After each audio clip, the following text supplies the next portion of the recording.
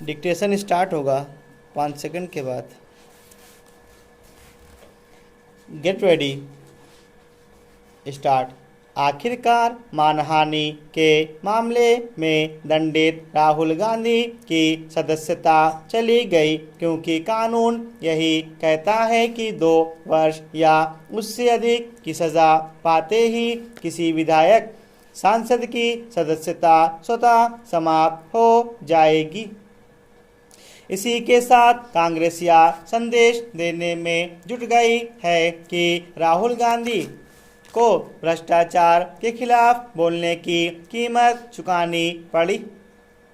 यह संदेश कितनी दूर तक जाएगा और जनता इसे किस रूप में लेगी, इसी पर निर्भर करेगा कि राहुल गांधी को जनता की सहानुभूति मिल पाती है या नहीं।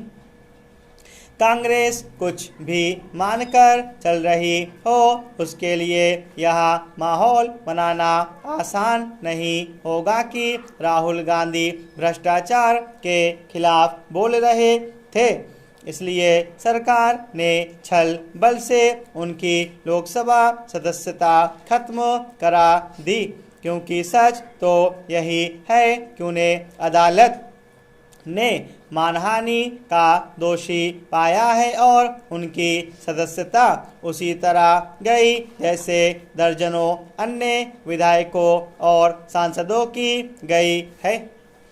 इनमें लालू यादव से लेकर आजम खान तक हैं, चूँकि विभिन्न मामलों में दोषी पाए जिन विधायकों और सांसदों की सदस्यता गई है, उनमें सभी दलों और यहाँ तक कि भाजपा के नेता भी शामिल हैं। इसलिए कांग्रेस और अन्य विपक्षी दलों की ओर से यह प्रचारित करना आसान नहीं होगा कि केवल विपक्ष के जनप्रतिनिधियों को ही निशाना बनाया जा रहा है। यह थोथा प्रचार इसलिए और भी मुश्किल होगा क्योंकि जनता इससे भली तरह अवगत है कि राहुल गांधी की सदस्यता इसलिए गई क्योंकि वह मानहानि के मामले में दोषी पाए गए हैं।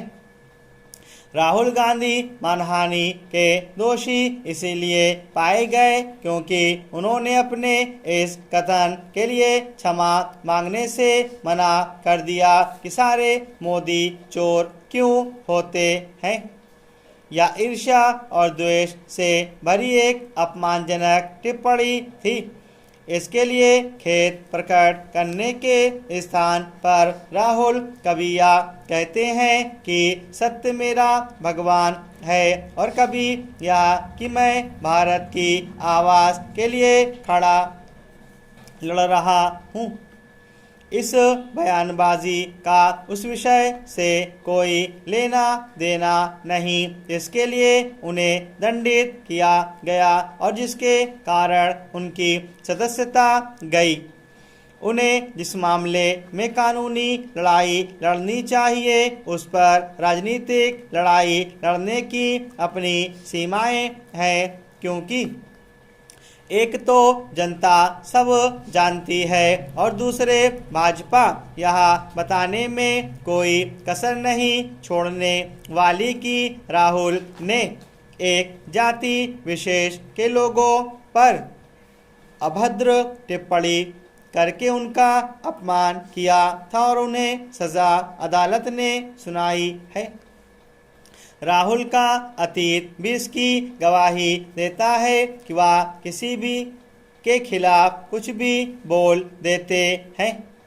कहना कठिन है कि उन्हें उच्चतर न्यायपालिका से राहत मिलेगी या नहीं और कांग्रेस उनकी सदस्यता खोने को राजनीतिक रूप से भुना पाएगी या नहीं।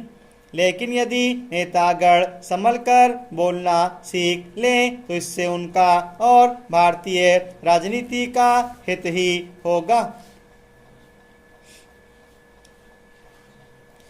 किसी भी सरकार के पहले साल में उसके आगे के कार्यकाल की छवि दिखाई पड़ती है कि वह किस दिशा में बढ़ेगी और उसकी प्राथमिकताएं क्या हैं।